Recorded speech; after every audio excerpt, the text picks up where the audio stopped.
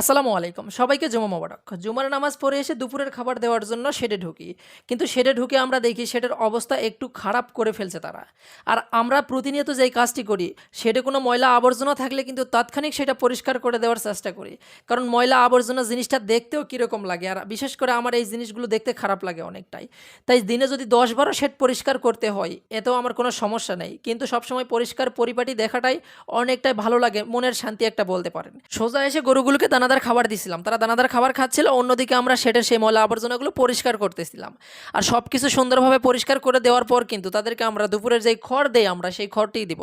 কারণ আজকে সকাল থেকে অনেকটা বৃষ্টি হচ্ছিল, যার কারণে কিন্তু আমরা ঘাস কেটে নিয়ে আসতে পারিনি। তবে বৃষ্টির মাঝেও ঘাস কেটে নিয়ে আসা যেত।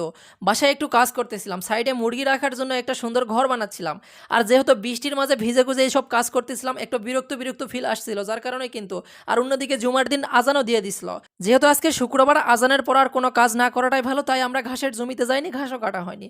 অন্যদিকে নামাজ পড়ে এসে দেখি তাদের কিন্তু দুপুরের খাওয়ার উপযুক্ত সময় হয়ে গেছিল, যার কারণে কিন্তু শেড পরিষ্কার করে শুধু খড়ই আজকে তাদেরকে খাইতে দিব।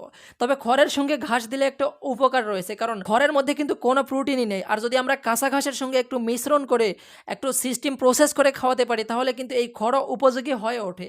তাই কিন্তু প্রতিনিয়ত আমরা চেষ্টা করি কাঁচা ঘাস একটু হলেও সেটা খড় কেটে খড়ের সঙ্গে মেখে দেওয়ার চেষ্টা করি। আর গাভীগুলোকে দানাদার খাবার আমরা যতটুকুই দেই না কেন, সেটা টাইম টু টাইম দেওয়ার চেষ্টা করি। কারণ সকল খামারিদের একটা বিষয় ফলো রাখা উচিত, গরুকে শুধু অতিরিক্ত খাবার দিলেই হবে না, সেই খাবার টাইম টু টাইম দিতে হবে এবং সুন্দরভাবে যেন সে রেস্ট করতে পারে সেরকম একটা পরিবেশও তাকে দিতে হবে। ভোর ৪টা থেকে সকাল ১১টা ১১:৩০ পর্যন্ত আমাদের এইদিকে কিন্তু প্রচুর বৃষ্টি হয়েছিল। বৃষ্টির কারণে খড়গুলো অনেকটাই ভিজে গিয়েছিল, যার কারণে দেখতে পাচ্ছেন অনেক শক্তি লাগতেছিল খড়গুলো কাটতে। তারপরও কীরকম একটা বিরক্ত বিরক্ত ফিল হচ্ছিল।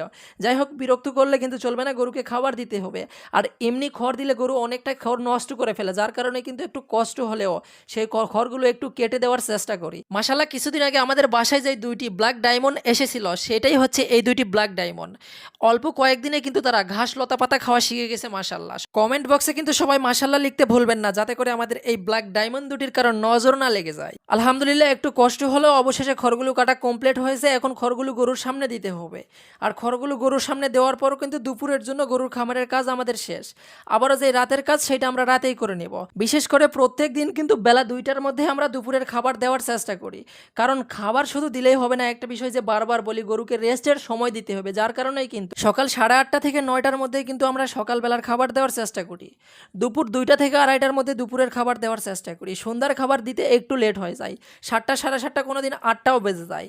কারণ কাজের চাপ যেরকম, বাসায় যেরকম কাজের চাপ থাকে, সেই দিন কিন্তু সেভাবেই গরুকে খাবার দিতে হয়। তবে সবসময় চেষ্টা করা উচিত সময় মতো তাদেরকে খাবার দেওয়া। তবে আমরা ইনশাল্লাহ চেষ্টা করতেছি, বাকিটা আল্লাহ ভরসা। সকলে আমাদের জন্য দোয়া করবেন, আল্লাহ যেন আমাদের ব্যবসায় বরকত দান করে।